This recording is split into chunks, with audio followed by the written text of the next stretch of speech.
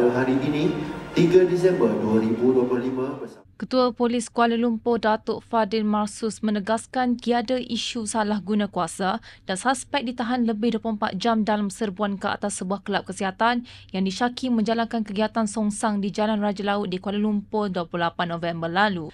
Fadil berkata jumlah tangkapan yang ramai dan pelbagai proses dokumentasi termasuk permohonan reman menyebabkan proses mengambil masa dan berlarutan sehingga keesokannya.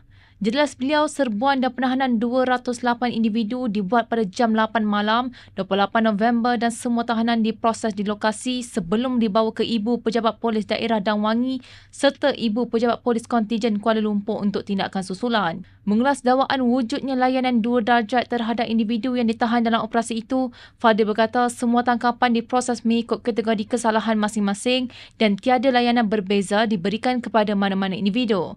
Menurutnya, siasatan kekal eksklusif dan sebarang kebocoran maklumat peribadi bukan datang daripada polis. It is simple.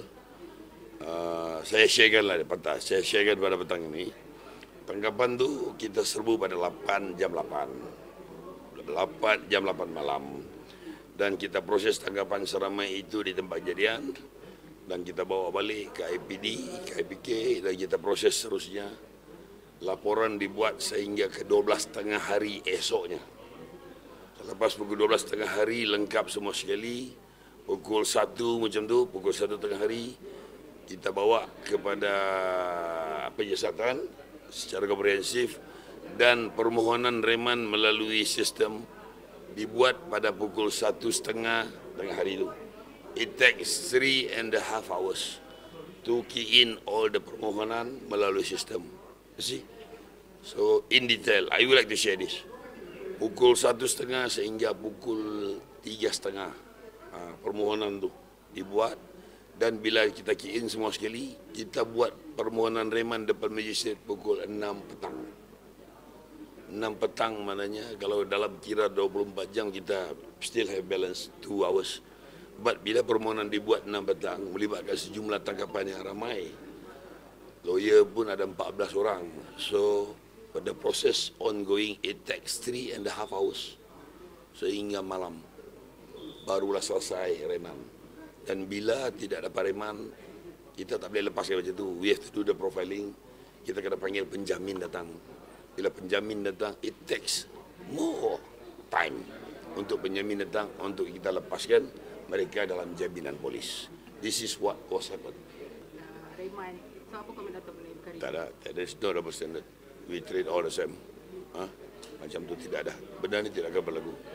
There is no double standard dalam penyiasatan. Semua yang kita tahan, hanya orang dikelaskan sebagai tangkapan, ada yang dikelaskan sebagai pengusaha. The one is different offence. You don't to comment that. Dalam penyiasatan is exclusively, kita tidak mendedahkan apa-apa secara individual. Kita akan mendedahkan apa yang kita kongsikan, ada tangkapan melibatkan pejabat awam, something like that. It's only eksklusif siasatan. Kalau ada leaking keluar, I don't want to comment that. Siasatan dijalankan macam biasa. Beliau berkata demikian pada sidang media selepas program pemantapan Polis Kuala Lumpur merentasi cabaran memacu kesejahteraan Siri 3 2025 United for Safety di HGH Convention Centre di Kuala Lumpur pada 3 Disember. Fadil berkata siasatan Ops Songsang masih berjalan dan semua maklumat risikan sedang dikumpulkan sebelum tindakan selanjutnya diambil. Menurutnya, pertuduhan akan dibuat jika siasatan melengkapkan keterangan yang diperlukan.